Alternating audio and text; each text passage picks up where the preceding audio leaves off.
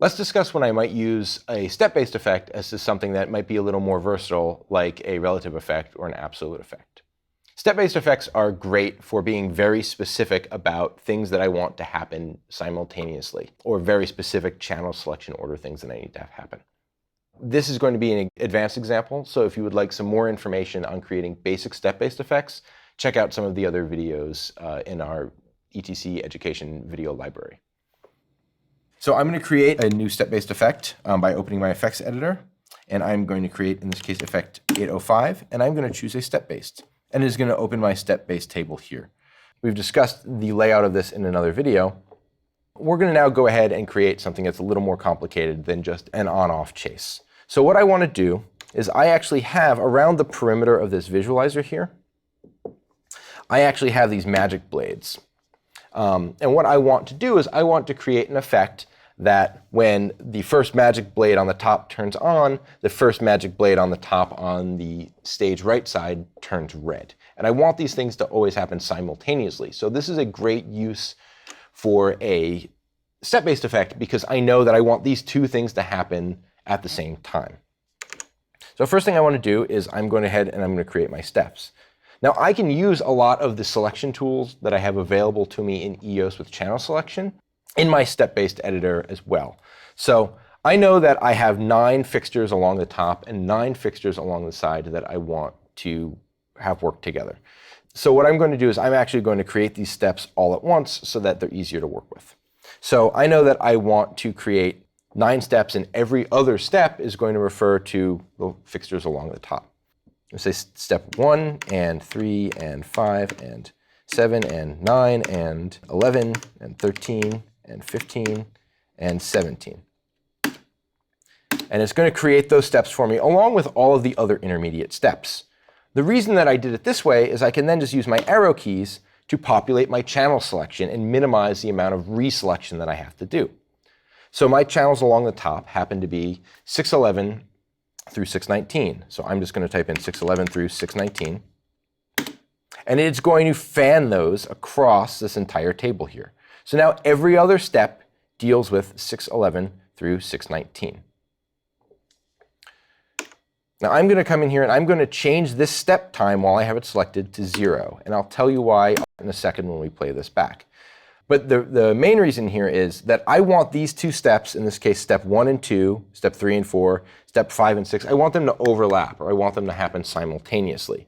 So by giving step 1 a time of 0, it is going to play step 1 and 2 at the same time. And then a second later, it's going to play step 3 and 4 at the same time, step 5 and 6 at the same time, so on and so forth. Next, I want to select the other steps. So step 2 and 4 and 6 and 8 and 10 and 12 and 14 and 16 and 18. Now I've selected the other steps. And now I want to do the fixtures along the side. Now I know these fixtures along the side are numbered from the bottom to the top, which makes a lot of sense if I run a chase around the outside for selection. But in this case, I want them to chase from the top to the bottom in red. So I'm actually going to use, again, my channel selection tools in EOS, and I'm just going to select them in reverse. 519 through 511. And now I have, in my table here, I have alternating steps that deal with the top and the side, the next top and the side, the next top and the side. But they're going to happen together because we have these step times set to 0. So next, I want these fixtures to change red. Unfortunately, I've lost my step selection, so I'm going to have to select it again. And 8 and 10 and 12 and 14 and 16 and 18. Now I'm going to arrow over here until I select my on state. I can put all sorts of things in the on state and the off state. They don't just have to be intensity values. I want these to change red, so I'm going to go ahead and I'm just going to tap on my red color palette. And you can see that in my on state here for those steps now, my on state changes to red. And I want them, when those steps are not active, I want them to go back to whatever they were doing. So I'm going to hover over my off state, select my off state, and I'm just type in @enter. And now you see that the on state is set to red and the off state is set to background. So if I was to read down this table, what is going to happen is 611 is going to fade on to 100 simultaneously, while 519 is going to fade on to red. And then they are both going to fade off into their background state. Let's go ahead and let's go into live and see what this looks like. First thing I need to do is I need to turn on those fixtures on the left-hand side because the effect doesn't provide any intensity value for them. So I'm going to take those blades, I'm going to bring them, let's say, 50%.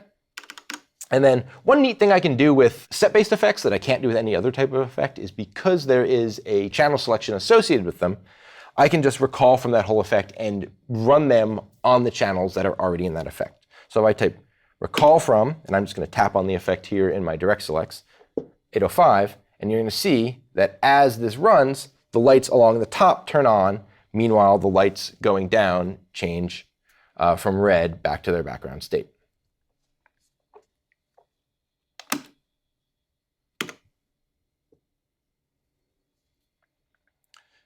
So they're fading on. Let's say I wanted it to be a little more abrupt. I wanted them to snap on.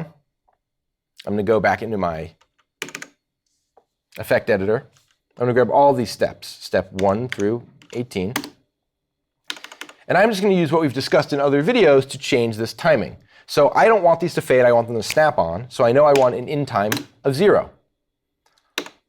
So now you can see they're bursting on in red and they're bursting on in white and then they're fading off. I want them to be more of a kind of a chunky effect. So I'm going to take my decay time down to 0 and leave my dwell time at 1. So now you can see it's just stepping through. And for each step in this effect, it is applying the appropriate thing on stage. So if we watch as it goes from the top, it's 511, 611, 512, 612, so on and so forth. This is something that I can only really accomplish in a single effect, in a step-based effect, because I need these to overlap very specifically in a specific order with a specific timing.